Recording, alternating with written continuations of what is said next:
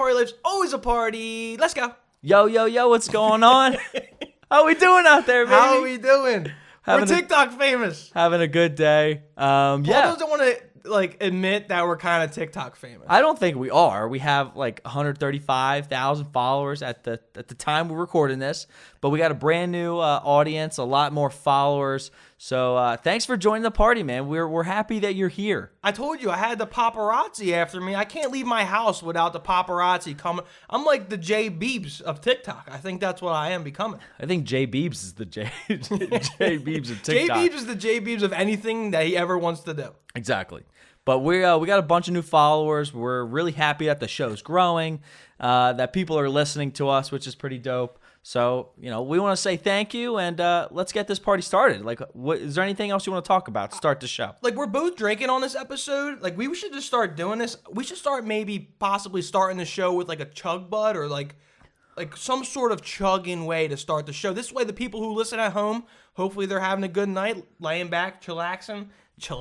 Jesus, God. Whatever you're doing. But drinking a beer with us. Yeah, actually, so really cool segment. So TikTok, drinking, what's kind of been happening. Ryan and I are super excited. So a company reached out to us.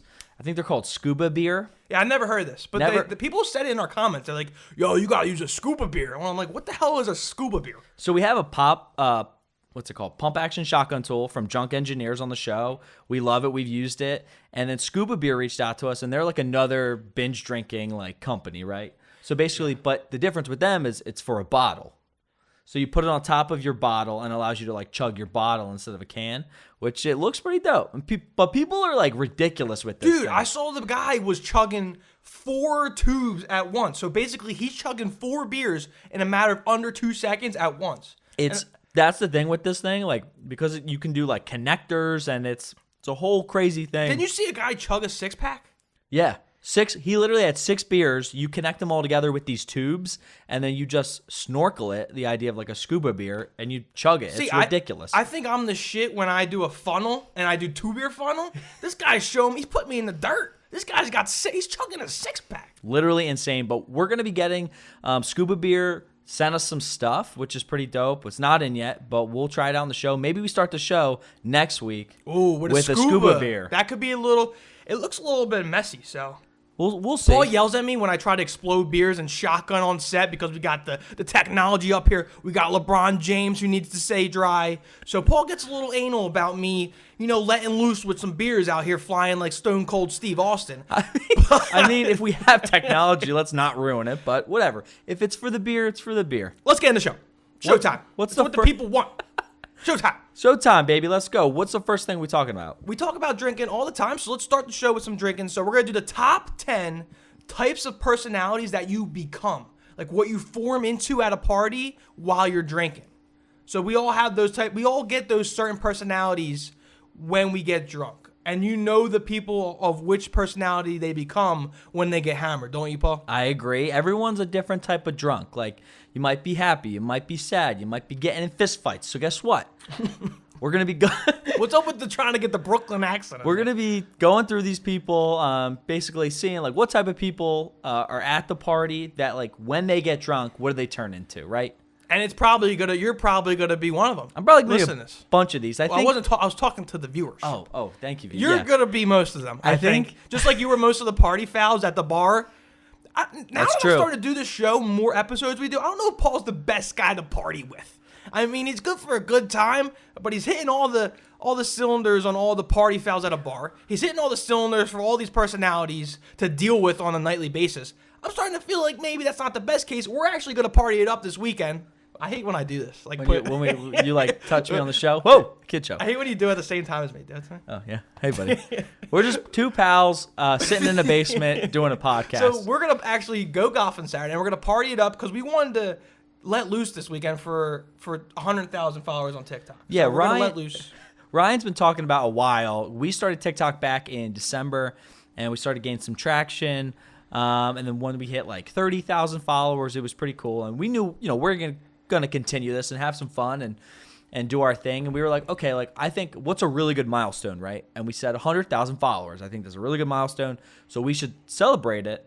Yeah. And when we hit it, and I was like, maybe like I throw a party or like whatever, but I thought we weren't going to hit it until May or June.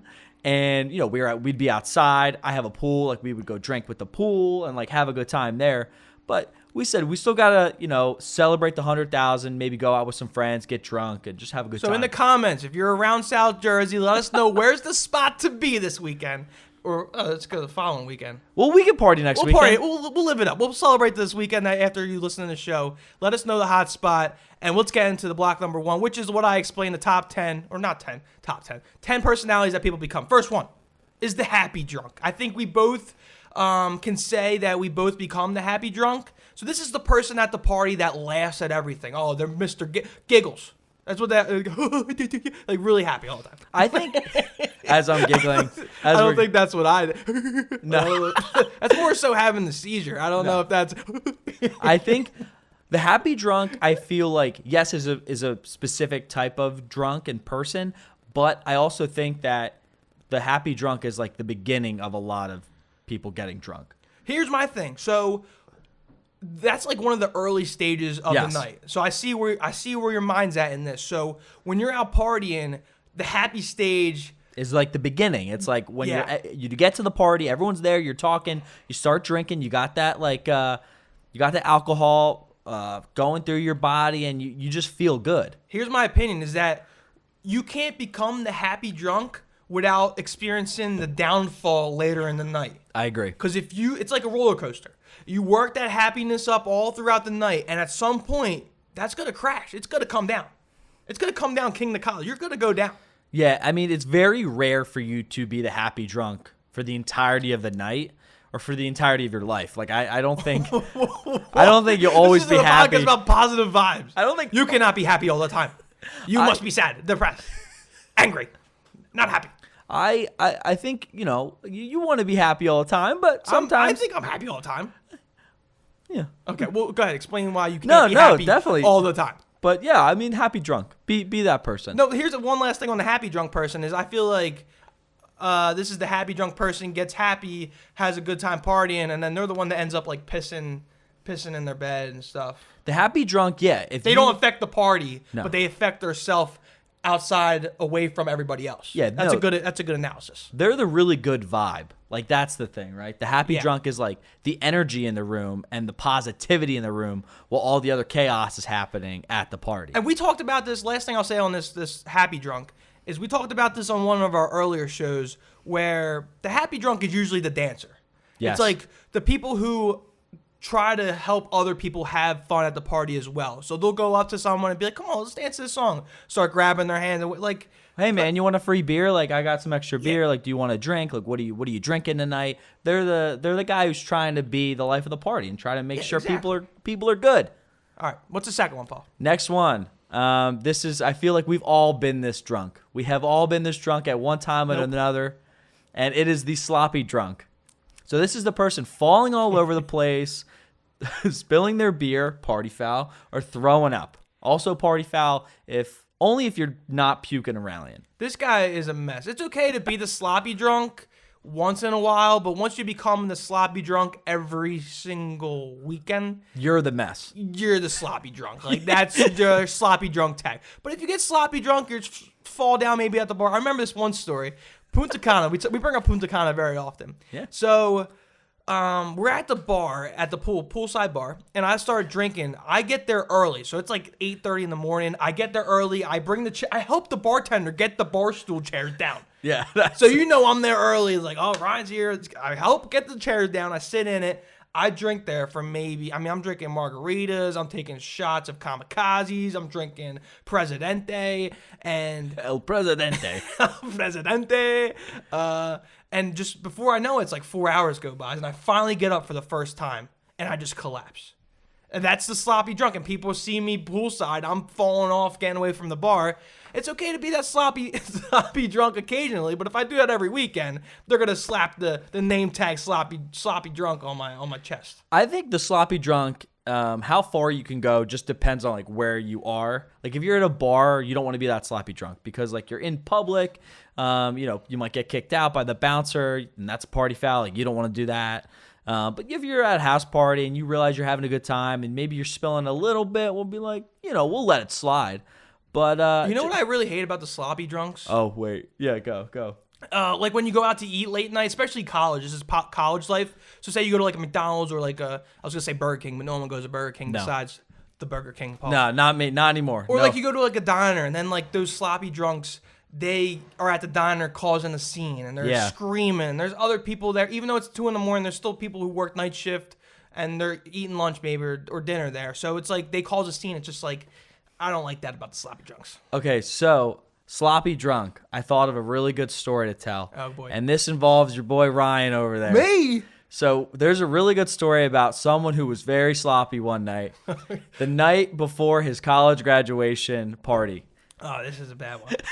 And we were at a local bar. This is the Wick. And we were actually drinking here at my house. It was the NBA Finals. Yes. I bought a sleeve of Fireball shots. That's when you know you're going to get sloppy drunk.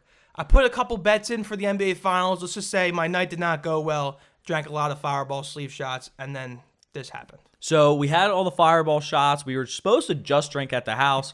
That didn't happen because once you're hitting Fireball, you're like, let's do it. So game ended. We said, all right, let's go to the bar. We went to the bar. Everyone there was a little smacked up. Ryan was a little farther, I think, than everyone else. But I think we were there till 2 a.m. Like we closed down the bar. And then they kicked us out, and we're like, okay, we couldn't get any Ubers. So we all live very close in the town. So we were like, let's walk home. We walk home. Ryan could not stand, but then there was weird things about it where like he would get a bolt of energy. So like he couldn't stand, so we were making sure that he wasn't falling over on the sidewalk and we weren't getting pulled over by a police officer, but also there would be times where he would just sprint from us and run and then collapse on the sidewalk and collapse on the grass. But Ryan had his graduation party for college the next day. Yeah. And we showed up, and he had like marks all over his face. My face was fucked up. From the sidewalk that he was falling on as he was walking home. And then my little cousins would come to my graduation party, and my uncle would be like, see, little Johnny, don't be like your cousin Ryan. Don't be like him. But that's the sloppy drunk right there. The thing is that once you get hammered like that, you think you're invincible. You think you can lift a freaking dump truck up with your arms. You think you could sprint and beat Usain Bolt in a race. So at that time, I felt the best way to get home was just to sprint, beeline it home and get home as fast as possible. But that did not work out. So I was sloppy drunk multiple times. The next drunk is, I feel like this happens to me all the time. Oh, yeah. Paul is the sentimental drunk. So if you're a sentimental drunk, you say how much you love everyone. I love you, man. You put your arm around. I love you, man. We've been through so much. Then you guys start reminiscing about high school memories. Remember we were at this one night, and we were at her house, and we jumped in the pool, and then our buddy got out of the pool and then pissed into the pool. That's a true story, actually. Yeah. One of our buddies got into the pool, and then he got out to go pee into the pool. I don't know how that works. I don't know what's up with his brain. Must have been sloppy drunk. But you just remember those nights, and then they get emotional, sentimental. You start reminiscing about the good times because you don't like what's going on now. I really think that the sentimental drunks. There's one friend in particular that I would want to talk about later. But the sentimental drunks, I feel like really come out when you're at a party and most of like the people go home, and it's whoever's left. So if there's like three of you, 4 of you, 5 of you, and you're all real close, it's late into the night, 3, 4 a.m., and, the music's a little bit lower, but you're still drinking, having a good time. That's where everyone kind of gets sentimental. Yeah, everyone brings up the memories, and they're like, oh, remember when we used to do this? Or like, hey, man, because it's just like the party vibe kind of settled a little bit, but it's still there. Yeah, you're spot on. That's when the sentimental conversations come in. It's like those troopers that hang there till 3:30 in the morning, 4 in the morning, sitting on the couch watching some Superbad, The Hangover. Like I feel like those are the movies that are usually on, and they just reminiscing about old times, get emotional. Some will even cry, and that's the sentimental group, and that's the sentimental people when they get hammered. Exactly. What's the next one? Next one we got here, the infantile drunk. I never heard this one before. Yeah, this is a new one kind of to me too, but every time they drink, they get more and more childish. So the first thing that comes to mind is like someone who just starts to like whine and like complain. I guess we can characterize this as, Paul. You probably someone who complains throughout the night. Maybe like the bitchy drunk. Yeah, I like that. It's more of the person who's like, everyone's drinking around them having a good time, but then they're thinking about everything else and like just bitching about things. They're like the vibe kill. Like, oh, if we're having like a bonfire out and they're like, oh, it's so cold. Like, can we go inside? It's just like, we're all having a good time here. And then like as she gets more and more, or he or she get more and more drunk, they start to complain more and more about the little things. It's like, oh, I don't want to play this game, or can we leave, or can we order food? Like, can you move over? It's just like a lot of just killing the vibe. Yeah. Vibe killer. I like that. Let's change that to vibe killer drunk. So that don't be the vibe killer drunk. Be the life of the party. The next one, I don't know if you want anyone to be this drunk. No. What is it? It's the violent drunk. The funny thing about the violent drunk is that it's the person that always wants to be like the bouncer. Like, whenever they want to go somewhere, they want to be the bouncer at the party. It doesn't even have to be a public bar. They'll go to someone's house, and they'll just declare themselves the bouncer of the house party. Like, they just love that role. It's almost like a secret agent. But the funny thing is about the bouncer is that no one's ever seen them fight. But they love That's true. They love the physical altercations, but no one's actually seen them in an actual fight. Dude, in college, there was one guy I knew that was the violent drunk. He was, every time he got drunk, he was super violent. He was one of these guys where always like, dude, we can drink and drive, like, don't worry about it. You don't think you can drive right now because you're drunk? Like, you're just weak. Like, you're weak-minded. And he would come at you, whatever. And it was a big dude. And I feel like that's the problem, where there's these like jacked dudes who just get really drunk and then they become violent. I've never really seen a small dude just like want to go to town while he's drinking. I've seen a couple kids that are little firecrackers. Hold on, I'm gonna tell a story about one of our good friends. He's gonna be pissed off. But these violent people who he'll get mad at me. I don't really. He will, but continue. I don't give a shit. He's actually been on the podcast. Our buddy Andrew. I'm just gonna shout him out. Probably shouldn't have, but I did. Here we go. This is him. So he's a violent drunk. He likes to get in altercations. He loves, like, let's get in a fight. Like, I'm like, no, let's sit down. He's like, square up. Let's take a deep breath. I mean, let's figure this out. We'll talk it out. I mean, we don't have to fight anybody tonight. Because I'm not a fighter. I don't even know if I can fight, but I'm not going to do that. So sit down, Andrew. But one night, these violent people get mad about the littlest shit, man. So one time he was coming downstairs and he was just like a little sloppy drunk at the time. And he like stumbles and falls down a couple steps, and he falls down the steps. And all of our friends are laughing, but he pinpoints one guy. Like, he shouts out. He's like, why are you laughing at? He just comes directly at, like, maybe the person he think he can beat up. So he just goes directly at that person. But there was like 5 or 6 people. The whole room's laughing at him. But like the fighter he nitpicks because he likes altercation. That's what the fighter, the violent person, when they get drunk, they like it. And I mean, all power to them. I just think maybe they're in the wrong business. Maybe WWE, that might be a good what you call it? Door to open in their lives. A good profession for them, maybe. The next one we want to talk about, this is the touchy-feely drunk. This is definitely more my speed than Ryan's speed. As we talked about last week on the show about PDA. Ryan doesn't really like PDA with his girlfriend at parties. I like it. You know, if I feel like, let me see if there's one on here. No, so there's really none. But there's like a horny drunk that we could have put on here. Well, you're going a different route. So you're going like touchy-feely with your significant other at a party. Okay. I was thinking more so like the person who just walks around just like, hey. Touching everyone? Or there's a lot of hugs. Just like you hugged my buddy. Like you hugged him 5 times already tonight. I think one's enough. Maybe a hello, goodbye hug. That's it. I mean, you hugged him 8 more times in the night. Does the touchy-feely drunk go in line with the sentimental drunk? Almost, can there be like a cross path? It can in certain ways. But talk about how you would. So you're going like the touchy-feely relationship route. I see touchy-feely drunk as almost like a horny drunk where my girlfriend gets touchy-feely. Well, not like, I was going to say, my girlfriend gets horny when she drinks. No, but she gets touchy-feely, and like sometimes it's a lot. And I'm like, I don't want to like stiff arm her in the middle of I'm playing beer pong, and I don't want to stiff arm her face to the ground.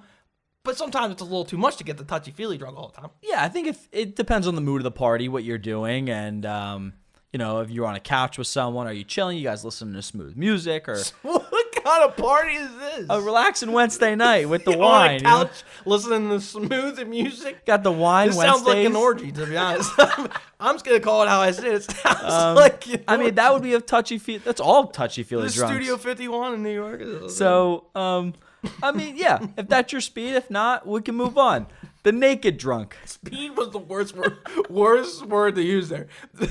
If orgies aren't your speed, let's move on. Let's move on to the naked drunk. This is the next one. So this says the naked drunk under it. Gets naked. I put that there. What do you mean? What else would they do? Gets naked. No, but this is like throughout the party. You see them throughout the night in like hour intervals, and every hour interval, you see them with like one less piece of clothing. Gets naked. So like you'll see like her missing a sock. Next thing you know, why would she? Her shirt's off. Her shirt's off. Half hour later, she's in her underwear thong in the middle of the party. Okay, I don't know. Think it's never happened to you? No. I know. We've been at the same party. I'm trying to think what you mean.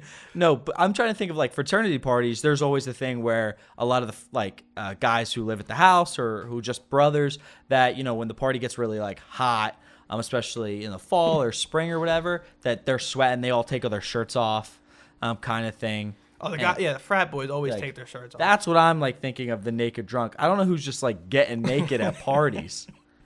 I mean, I've seen it. That's a wild time. But I'm not one to take my shirt off at parties, obviously. No, me neither. I mean, I'm going to keep the clothes on. Even at an ABC party, clothes are staying on. As much clothes as possible. So I was thinking about a story. We weren't like naked, but do you remember this? We can't start the story with that. I want to talk about a story here. We weren't naked together, but... We weren't, but...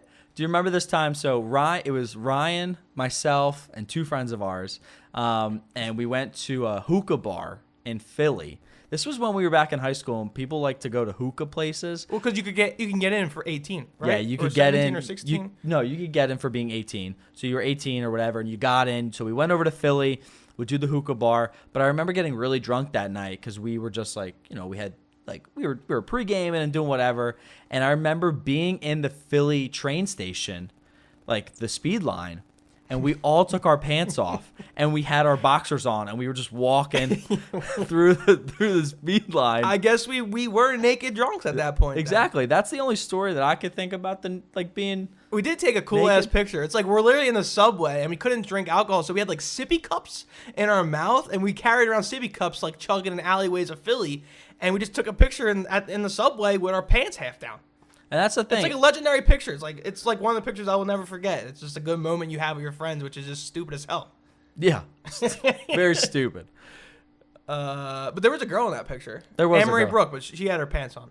So that's good. I need to clear that out. She had her pants on. Yes, but we did not. Well, we had underwear on. We had underwear on. Thanks. Let's move on. Let's get to something. Depressed drunk. Okay, this is. Yeah, the depressed drunk isn't the best person to be around. You know, they get in their bag, right? And unfortunately, you can get upset with yourself, or you think about some sad moments, or like what you failed at life, and you kind of just like get depressed.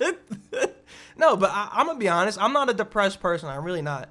I always try to stay like even keel or happy at all times. But there's times where I'm drinking out back by myself, and I'll just be upset about not accomplishing as much as I wanted to in a certain amount of time. Like I feel like I could be farther in life than where I am right now. It's just like you get sad about. You don't get sad. Like you don't cry or anything. I mean, some people might cry, but it's like the people who are depressed drunk always get to that state of mind. It's okay to go there once in a while, but the depressed drunk is always going to like those negative thoughts when they're drunk, and it happens. But just try to minimize those depressed drunk moments. I agree. Yeah. I saw Paul in the corner at a bar one time, just depressed. I don't even know what he was depressed about. But he was sitting in a booth by himself in the corner drinking a beer. I don't know if he's having a good time. I don't know what he's doing over there. Yeah, unfortunately, I feel like this has happened to me too many times to think about. But it really just depends on like where you are at life.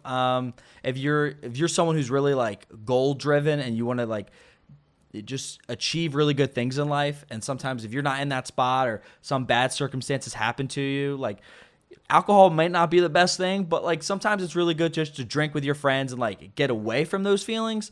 But unfortunately, you know, it's sometimes literally arise. A depressant. Yeah, it's sometimes you get depressed, but we're not doing that. Wait, I gotta go plug right here. So we don't.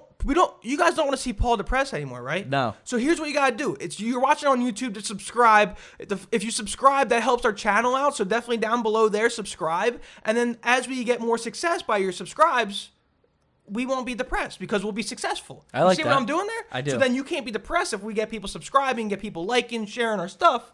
We're successful, therefore we are no longer depressed, and they're saving a person. That sounds good. Cheers. Cheers. Subscribe.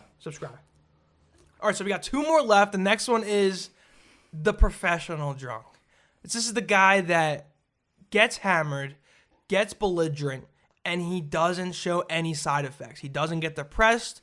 He can get happy, but he doesn't get too happy. He just says he stays mellow, even keel. You got to throw up on this. No, I'm just drinking a little bit. I got some burps. But this guy's like Superman. This guy is not controlled by the alcohol. He's controlling the alcohol. Exactly. He's the guy who's not getting like sloppy, but he's like chugging and slugging and just like doing his thing. But he's feeling good, and he's the life of the party. He's like what we want to be, right? He's the top of the drunk scale. My girlfriend always tells me I get like this sometimes. Not to say that I'm. Oh wow! Okay. I'm clearly I've clearly been all of these before, but yeah. She does say like, oh, like I don't really know when you get wasted. Like I can't tell because you're not like you can walk in a straight line. You're not slurring your words. You can have normal conversations. Yet you just had 15 beers, so it's like I don't know when it's gonna go downhill. Like I don't show any forewarnings of what shit's about to hit the fan, and that's not good. Yeah. And then the last drunk we got here is all the above drunk.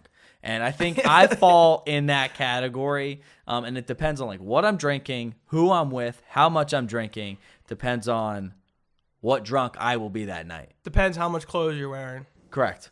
Depends, yeah. Do I want to put clothes on? Do I want to take clothes off? Do I want to punch someone? I want to punch someone. Am I going to be depressed? Am I going to be falling over? We don't know, man. Imagine being all these in one night. Yeah, that's a good time. Honestly, that's a memory with you and your friends. It'll be like, hey, remember Paul that night? He was super fucked up. He was falling over. He punched a kid. Like, I don't even know what He was happened. crying in the corner. Like, crazy took night, his man. pants off, and then that was it. Took his pants off, and he was out. It was gone. He was out. He's like, I am all the above drunk.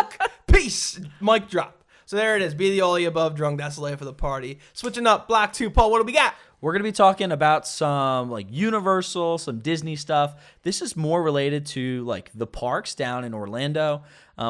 This is Universal. Can I just say something before you get into talking about Universal? People hate me on TikTok about my Universal take. How I said that Disney, they really roasted me. They said this guy's the stupidest person ever. How is he alive? How is he breathing? This guy has a peanut brain.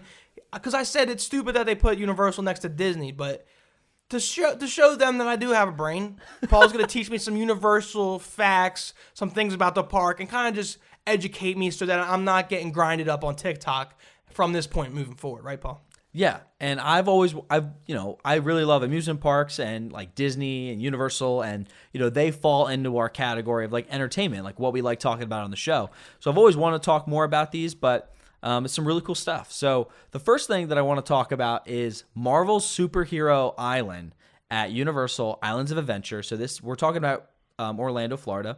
This is Universal's Islands of Adventure theme park, the Marvel Superhero Island. And they have like a bunch of Marvel characters. You got the Avengers, you got a Hulk coaster, Fantastic Four ride, there's an X-Men ride, like all the stuff, right? Is this newer? No, this is so Islands of Adventure, the theme park, was built in 1997, and Disney bought Marvel in 2009. So Disney bought Marvel Studios and like all of Marvel Comics, like all that brand, in 2009 for $4.24 billion. Damn. Huge purchase by Disney. Well, what was really interesting was that like this land was already built in Orlando and Universal, really popular. It was making a lot of money for Universal. And so what's weird about it is like, Disney owns these characters, right? So like why can't they just like take them back? Why hasn't Disney built maybe like Avengers rides in Walt Disney World when they're so popular? And you would think, you buy that property for so much money. Like why can't you put an Avengers ride in Epcot or in Hollywood Studios or whatever, right? So there's this weird contract that Universal has with Marvel that they own all the theme park rights east of the Mississippi River. So Disney can put like an Avengers campus, which they're doing this summer. Actually, they built like a bunch of Avengers rides, a Spider-Man ride in California in Disneyland, or Disney California Adventure, but they can't do that stuff in Orlando because like Universal has all the theme park rights. That's so stupid. Wait, you said right here Universal makes revenue off Disney property. Yeah. So I don't get that. So Disney owns like Marvel, right? So they own all the character rights, but Universal's still making like merchandising rights off of like anything they sell in their park that's Avengers related. But Universal has Marvel rides. Yes. How is that possible? Because they don't own it. Exactly. So the deal was made when, years ago when the park was built in 1997, way before Disney owned Marvel at all. And now they made this this contract. And the thing about the contract is that it has no end date. So they can keep extending it or just keeping it. But the whole thing is like, how valuable is Marvel in the Disney parks to Disney to like basically buy out Universal? Is there multiple Universal theme parks? There's in Orlando. There's the two that are right next to each other. There's Universal Studios Florida and Universal's Islands of Adventure, and then there's like one in Hollywood. There's one in Japan. There's like a bunch over the world. Have you been to the island? What island? The Marvel Island. Oh yeah, this is like the Is Marvel. it an actual island? Like there's beach? No, so if you go in Islands of Adventure, the park is basically like it has like 7 different lands or islands. So Islands of Adventure, 7 different islands that are all themed to different things. So like Marvel, Jurassic Park, cartoons, Harry Potter, Seuss, Dr. Seuss, like all that stuff. So they're like individual islands. I was thinking like palm trees and bathing suit. No. I think I've been to a couple of these islands, to be honest. Okay, yeah. No, I'm actually serious. Paul doesn't even believe me, but I think I have.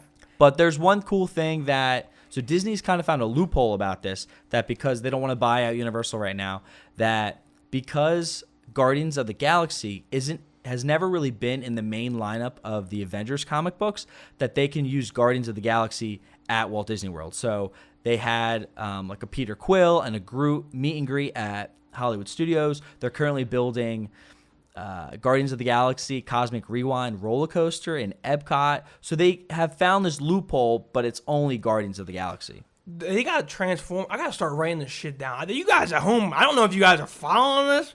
I got to get a notepad over here and start writing this down. So Transformers isn't Disney World, right? It's like Paramount? No, it's Universal, but I believe it's, no, I don't know if Transformers is, it's Universal or Paramount. You're right.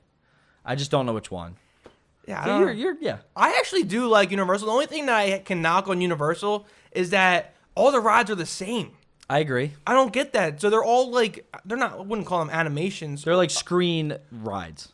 Simulators. Yes. They're all like simulators. And isn't there 2 rides at Universal that are basically the same ride but just different brands? I think it might be Spider-Man and Transformers, right? There you go, yeah. Yo, this is a TikTok. This is where Paul says, how'd you know that? I know that because I'm just a Universal genius. That is, yeah. So the Spider-Man ride and the Transformers ride are both actually the same ride system, and the theming's just different. So look at you. What? I'm just full of information. Yeah, Spider-Man was built when Islands of Adventure came out. It was an original day attraction in 1997, and Universal's a lot newer. I think it came out in like 2011, but and they updated some stuff. But yeah, look at Ryan; he's killing it, man. All right, that's what I do. But that's some really interesting stuff about Universal and like how much I love Marvel. And we talked about Marvel on the show last week. We talk about it, and it's just interesting with Disney. With all this money, just doesn't like buy out Universal with their deal. Like that's what I was thinking. I find it very hard to believe that Disney is just going to get like bullied by Universal of their products or of products that they can use at a great strength. Like Disney doesn't give me the vibe that they're willing to be bossed around. They don't. They're not. So that's why this is surprising to me. Yeah, I agree. There's it's just a weird contract in general. I gotta read the contract. Yeah. So there's no time on the contract. No, there's For some reason, the Mississippi River's involved in it. I feel like someone was just writing the contract. You know what? I feel like every contract has the Mississippi River in it, whether it's northeast, southwest. Let's just put it in there, and then let's not put a time on it. But I mean, it's just a weird contract. I mean, I might look into that. So the next thing I want to talk about is like the theme park wars. Park wars. If you don't know about this, this is Disney and Universal, and this is mainly their war in Orlando. And it's kind of like Disney has always been the giant. And as we talked about a couple weeks ago, Ryan said, he went on a family vacation and went to Disney. And he was like, oh, I can't go to Universal, right? Because it's a separate theme park. Where a lot of people, when they go to Universal or they go to Orlando, what do they think about? They think about Disney. And then if they do go to Universal, it's more of like an add-on. So you say, hey, like we went to Disney for 4 days or 5 days, and then we did a day at Universal. I would be interested to see the statistics of families or people who go to Universal and never go to Disney. I feel like it's got to be a very minimal number. Yeah, mostly as I've done that too. It's like I'll go to Disney for 4 or 5 days, and then we do a day or two at Universal. And it's kind of like an add-on. And Universal knows that. They're definitely a smaller resort, and Disney's been around a lot longer. But for a really long time, Disney was this like giant. And for a while, like in the 90s, they weren't really adding new rides. They weren't doing a lot of like, they weren't the Disney we know today that were putting a lot of all of this effort into their theme parks. And Universal was gaining some traction, gaining some speed. And then they added a second park in Orlando. They added Islands of Adventure in 1997. And then a couple years ago, they just added a brand new water park that is known as one of the best water parks in the country, probably like the best. So Typhoon Lagoon? No, Typhoon Lagoon is Disney. So this is Volcano Bay, the one I'm talking about. But there's just a lot of competition, and Universal has really made Disney have to like step up their game when they weren't doing things for a really long time. So what I was going to say is that like Disney, like the vibe I got as a kid was that Disney was focused on like the characters and the shows and the fireworks shows and the light shows. And then like me being the kid that liked Great Adventure and I like Six Flags and the roller coasters, it's like if you wanted to go on those kind of rides, Universal had them. But now, as Disney's progressing, they're realizing they got to catch up to the Universal attractions of physical rides and not just cater to the shows and the light shows and the characters and the character brunches so you can rub little Winnie the Pooh's honey belly. Like, so now they're realizing they got to catch up with some attractions. So I didn't even know they've been adding stuff, which is probably a good idea. Yeah, so Disney, if you think about theme parks, right, and why I think they work so well, even though they're competing, is that they hit very different demographics usually.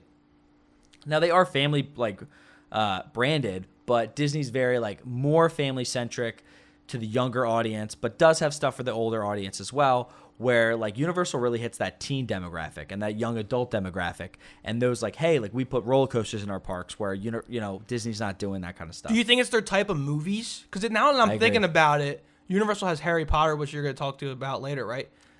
Well, they have Harry Potter, and then they got Transformers, The Mummy. Like, no 12-year-olds watching that. But then Disney, you got all Pinocchio, Peter Snow Pan, White. all that stuff. Yeah, so I see where you're saying where the demographic is very evident, I think, based off of the movies, maybe. Yeah, they're properties. But it's just, yeah, exactly, right? And I think that's why they work so well. But Universal's really been pushing them. So, like, a continuation of this, like, theme park war that... The big turning point happened in 2011 where Universal built the Wizarding World of Harry Potter and Hogsmeade in Islands of Adventure. They built it in 2011, and it like blew up the theme park world. It was the most immersive themed land that anyone's ever seen. Mm-hmm. Obviously, you added like Hogwarts Castle, and what's interesting about this too is that Disney actually had this contract, and they were working with J.K. Rowling for a little bit to possibly put... Canceled. Yes, canceled. To put the Wizarding World of Harry Potter and like a Harry Potter attraction in the Magic Kingdom. And it like fell through. Universal picked it up a few years later, and it was like a game changer for the theme park industry. And now like once they built that, Disney was falling behind, and they had to kind of pick up their feet and move a little faster, and they've never had to do that before. And in 2011, they started building or like thinking and creating of Pandora, the world of Avatar. Mm-hmm. Have you been there? I've never even seen Avatar, so I'm gonna sit this one out. Get my pencil and listen here. But no, like the world of Avatar is really cool, and even though now it is a Disney property because Disney bought Fox and it was a Fox property, it was trying to compete with that Wizarding World, which I think it did really well. But unfortunately, I don't think like the branding is as strong. Like Avatar, clearly Ryan even said he's like, I've never seen it. Overrated. That's what it is. Avatar is overrated. What's up with the blue people? Okay. What's up with the blue people? What's up with them flying? They have sex with their tails. What the hell's going on? But let's move on from the blue people. But they're trying to compete, and that was like the first step. But unfortunately, that took a really long time to build. That they started thinking about that stuff in 2011, and like to react to the Wizarding World in 2011 as well. And then, you know, they didn't come out until 2017. But the big guns, Disney was like, I'm bringing out the big guns. So that's why Hollywood Studios, they started doing a huge revamp. In 2018, they built Toy Story Land. In 2019, they built Star Wars Galaxy's Edge, which was definitely like their big hitter, and said, hey, like this is our competition, or this is what we're using to compete with the Wizarding World. Well, let's be real for a second. Hollywood Studios was pretty much shit. It was. I agree. I mean, they had the two best rides in Disney World, in my opinion. You had the Haunted, what is it called? Tower of Terror. Tower of Terror, and then you got the Rock and Roller Coaster. Which are right next to each other. And then the rest is shit. Like, it sucks. They used to have a nice little action show. Yeah, the Indiana Jones stunt spectacular. Those three things. The Indiana Jones with the big rolling rock. The guys running away from the big rolling rock. Not the actual rolling rock beer, because I don't want to run away from that. I'll pick that one up and drink it. Not run away from that. But that's what it is. Like Hollywood, I always say MGM. But Hollywood Studios was just shit. All they had was those three attractions, so obviously they had to do something. And then I've heard that Toy Story Land is a big hit.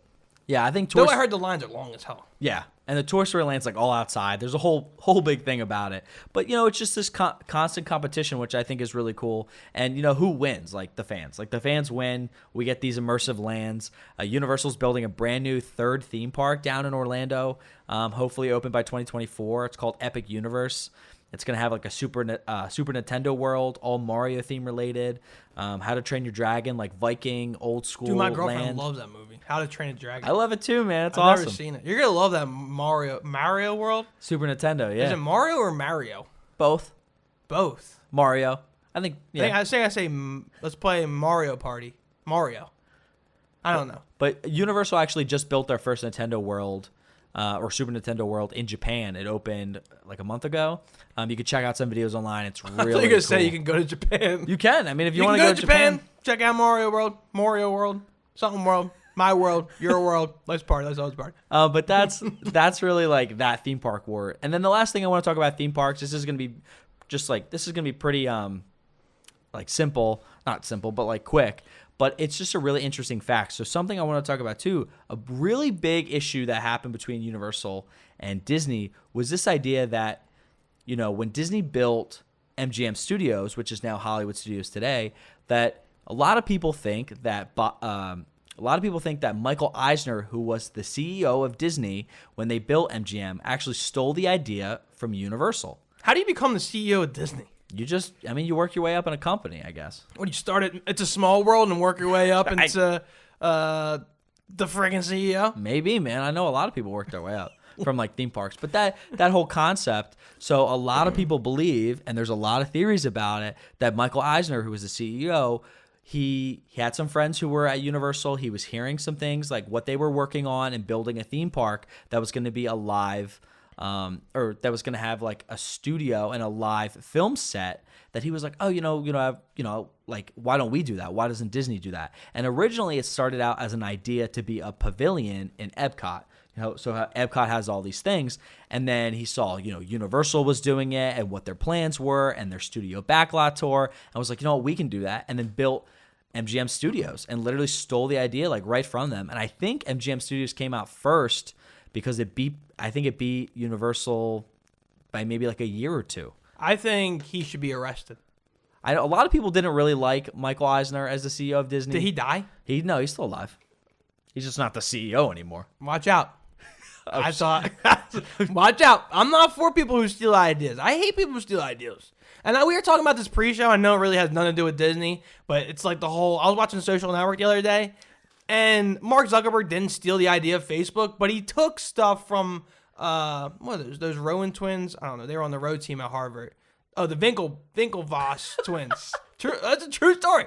But people who come up with these ideas, I noticed that they actually take bits and pieces from other people and use it for their own game, which is kind of messed up. So, Michael Eisner, you might be getting arrested soon. Support for Life's a Party is brought to you by Manscaped, who is the best in men's below-the-waist grooming. Manscaped offers precision engineering tools for your family jewels. They obsess over their technology developments to provide you the best tools for grooming experience. Manscaped is trusted by over 2 million men worldwide. We have an exclusive offer for our listeners right here. Get 20% off plus free shipping with our code Life's a Party at manscaped.com. And make a party downstairs. That's 20% off with free shipping at manscaped.com and use our code Life's a Party. Unlock your confidence and always use the right tools for the job with Manscaped. All right, so if you guys have been following us on TikTok, we had the big blow up about color.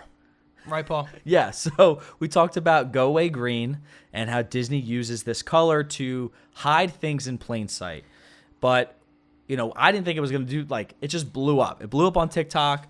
Maybe a lot of you are listening to us because of that TikTok. We were just talking before we got on this show, and Paul was like, I wasn't even going to put that on TikTok. And, like, it wasn't even on, like, the outline of our show. I just kind of just blurted it out, and it's just funny how things like that just take off and run. But based off of that and the feedback we got from that, we want to do our last segment, Block 3, about the psychology of, I spit everywhere, but the psychology of colors and how colors can impact the human brain. People always laugh when I say the human brain. They think I'm a robot. They're like, it's funny how he says the human brain because that's what robots would say. But so we want to go down 3 things. 2 of them are Disney. Paul's going to start off with the Disney colors and how they use colors to, I guess, manipulate certain feelings in us humans. Yeah, so as we talked about the Go Away Green, where Disney paints things in their park basically that are in plain sight that they want to hide from the guests. And this works because the green kind of blends in with like the grass, and it's like a minute color that your eyes and you're just not really paying attention to. So they do like lampposts, and that's why the trash cans are that color, right? So when things are a lot bigger, say like a building, right? And Disney's very they think about their sight lines in a very particular manner. By the square foot. Like when you're in Magic Kingdom, right? And when they were originally building like Disneyland and Magic Kingdom, that when you're in those specific lands, like Adventureland, Tomorrowland, when you're in that land, you are only meant to see whatever you're meant to see. And a really cool fact too, is that Epcot and Hollywood Studios are actually very close to each other, and the Tower of Terror is very big. And it's like, I think it's 199 feet, and it's just under 200 feet because they would have had to put a light on the top of it for like air regulations so that planes could see it. But that's actually why it's under 200 feet, so they didn't have to put like a light on it. I thought they had the no-fly zone. I thought Disney had no-fly zone. Yeah. But I'm saying anything over 200 feet, like they would have had to give it a light. So you went out and you measured it on a ladder. Yes, thank you. Got in 199. But as I said, like Disney's really particular about their sight lines, where even because those parks were going to be so close and that the Hollywood Tower of Terror was so large, that they designed the tower to look like a building in Morocco. Because when you're in Epcot, when you look at the Morocco pavilion from the other side of World Showcase, it actually blends in with the pavilion, like the tower. Yo, you know what that is? That's the good old Paulie saying, 2 fish, 1 hook. Yeah. It's the Tower of Terror. At the same time, it's a building skyline of Morocco in a different view. And that's pretty dope to think about. That's really cool. That's really interesting. But like on this idea of buildings where things might not work that well, Disney uses a color called Bye Bye Blue. And this is used for buildings that they want to kind of hide and would mesh well with like a blue sky. So like a sky blue. And a lot of these buildings, like the buildings that they paint this is the new roller coaster for what's it called? The new roller coaster for Guardians of the Galaxy. That has a huge show building that's going to be in the middle of Epcot. They painted that shade of blue, Bye Bye Blue. Rocking Roller Coaster, that show building is tucked in the back there, but it's also painted Bye Bye Blue, so you don't notice it if you're walking around Hollywood Studios. And then a very big building that you probably haven't noticed as well because of this color is Soaring. So if you ever go on Soaring, a very famous ride in Epcot, that building, it's like a dome almost, and it has a curve to it. And when you go past and walk into World Showcase, it's very visible and in front of everyone, but I bet you've never even noticed it because of this color. I actually heard that the color Bye Bye Blue was inspired by a musical group. It was In Sync. Yeah. Oh. Yeah. So when they paint these buildings Bye Bye Blue, like in Soarin', when they're trying to hide it from the human, not me, I'm not a human, I'm a robot. They would paint it, and the guy would be like, bye, bye, bye, bye, blue. Like, that's what it is. Oh, damn. So that's what they would do to paint it. Wait, can you explain the Soarin' real quick to me? Because it's very interesting. So you're saying a building, so Soarin's inside. So Soaring's inside, right? Right. But the building that it's housed in is very large, and it's curved, so it has like a curvature to it. And unfortunately, it's like in the middle of the park. What? The building. Okay. Like, so where the ride is. So when you're in Epcot and you are walking to World Showcase and getting to the back of Epcot, you're going to have to pass this ginormous show building for Soarin'. But a lot of times you don't even notice it because it's painted this Bye Bye Blue color, which is the whole purpose of the paint So color. they love Soarin', but they just hate how the building looks outside, and they think it doesn't blend well with the park, so they paint it blue so that people don't say, like, oh, this building doesn't fit in with the park. Yeah, they don't really notice it. Just the idea of go away green. Makes sense. I like it. Bye, bye, bye, bye, blue. I like that. Okay. I don't think I like it. It's not sticking. We're not going to do that ever again. And then the next color, like psychology thing that Disney did, what we just learned about actually from a friend who used to work at Disney. Name drop. No, well, yeah, I will. No name drop. Well, I was gonna like add her, like I don't know, like whatever. But her name is McKenna. She might get fired. Look at the guy who was drinking waters. Yeah, I know. That's why I was like, I don't know. Wait. He commented on our TikTok. Yeah, so I told Ryan this before. If you are here from the Go Away Green TikTok, the guy that we talked about a few weeks on the show, he got fired from Disney World. He was like taste testing water in Disney Springs. He would go into like Rainforest Cafe, like the ponds. He was the guy that water. I called a dumbass commented on our video. So sorry about that. And sorry you lost your job, but you gave us some content to do on TikTok. Thank you, talk about the next color. What is this? The brick? What is this? Red brick? So this is like a red, the brick.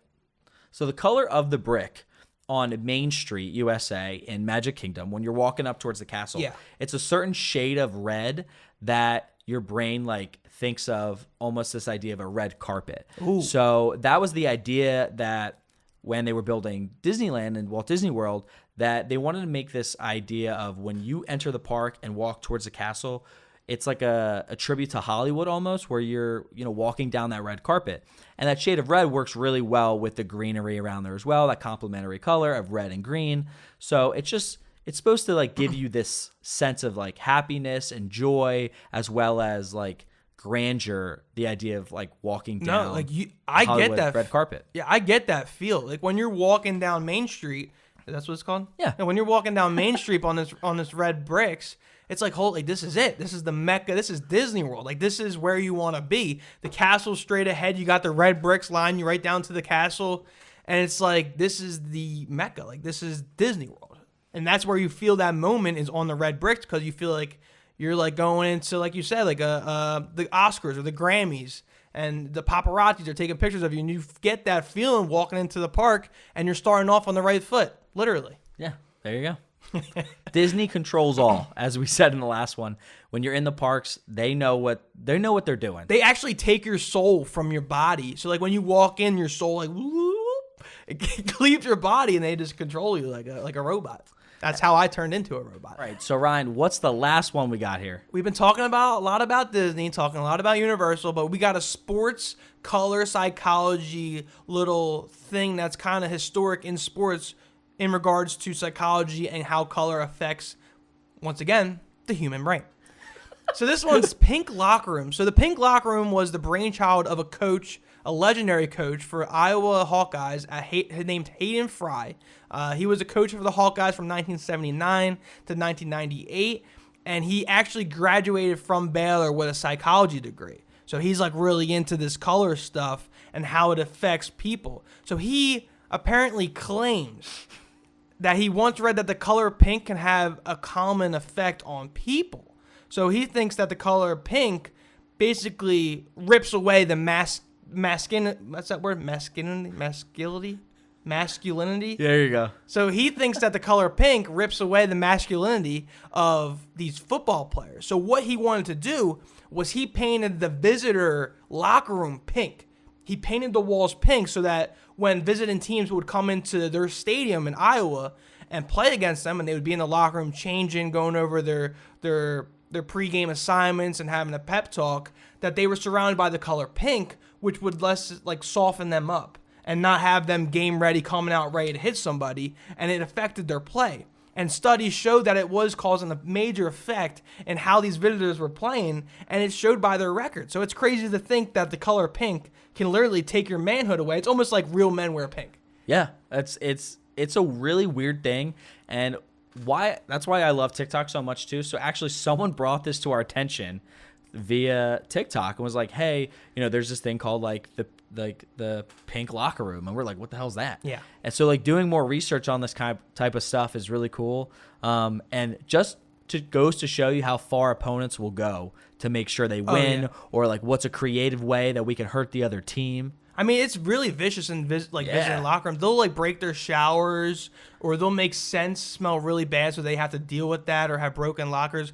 But this color pink is very interesting. Like Fry, the head coach who designed this or who thought of this idea, he said he would come and have like at the midfield would shake the hand of the other player's coach, and he knows he has him from the pink color in the back. That's locker crazy, room, dude. Because he like the strength of his handshake's not as strong because of the pink to turn his like strength down. What? So it's pretty nuts. And they had to put a stop to it. Like, it was causing so much problems because in 2014, Fry wanted to go the extra mile. So we got pink urinals, pink sinks, the whole locker room was pink everything. So then it actually started to become a big social problem with like the LGBT community and feminists, as they should be, because they feel like they're being devalued as pink as their color and how they're not strong, which I agree with them 100%. But that's crazy to see how much a color can impact a person and possibly their strength. So that's when they say real men wear pink. It's like the tough guys who can deal with that rip of masculinity and still be tough. They're the real men that wear pink. That's insane. I'm glad we did stuff like this.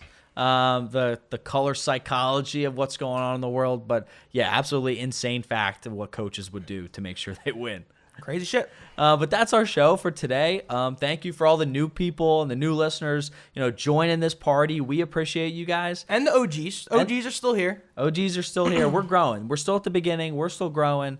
But thanks for joining us. If you're not following us on Instagram, TikTok, we just started a brand new Twitter, so go follow our Twitter. We're doing some different stuff over there, doing some like polls and maybe some like little facts about making sure that you're gonna have a good weekend, when it's time to drink, that kind of thing. So that's all at Life's a Party Pod. Remember to subscribe, as Ryan said earlier. If you're on YouTube, we don't want to be depressed. No, not depressed.